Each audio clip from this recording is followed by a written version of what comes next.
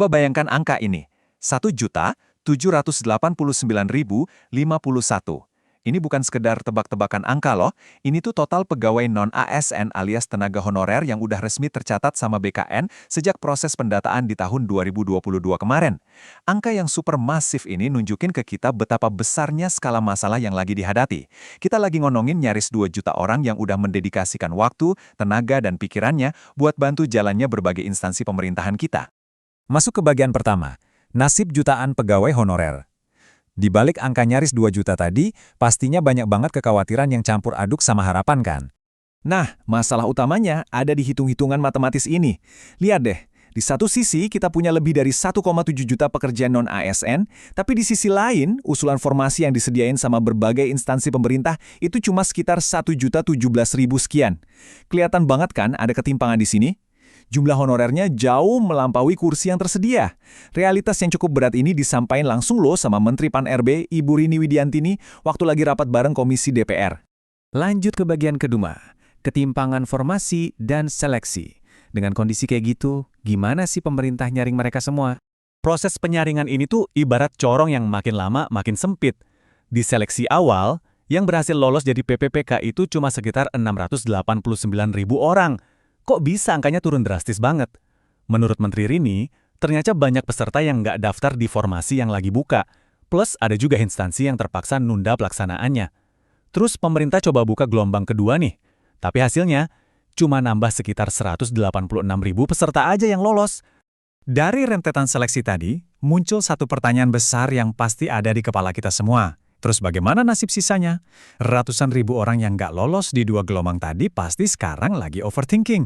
Kalau formasi udah habis dan mereka nggak tembus seleksi reguler, apakah ini akhir dari perjalanan karir mereka di pemerintahan? Tenang dulu, jangan panik. Kita masuk ke bagian ketiga, solusi PPPK paruh waktu. Ini dia jaring pengaman pamungkas dari pemerintah buat kalian. Biar nggak dikira cuma wacana, mari kita cek langsung dasar hukumnya. Ibu Menteri Rini dengan tegas bilang, maka akan diangkat menjadi PPK paruh waktu, berdasarkan Permen Pan-RB nomor 16 tahun 2025. Pernyataan ini adalah jaminan legalitas buat kalian. Ini resmi tertuang dalam Peraturan Menteri di tahun 2025.